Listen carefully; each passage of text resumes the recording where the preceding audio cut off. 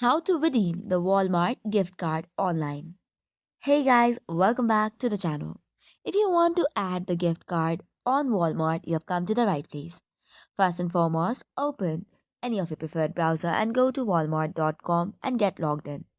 Once you have logged in, tap on the three horizontal lines on the top left corner.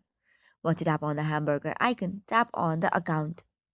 Once you click on account, scroll down a bit and you will see the option of wallet. Tap on wallet and it will take you to another page. From this page, you have to click on gift card option.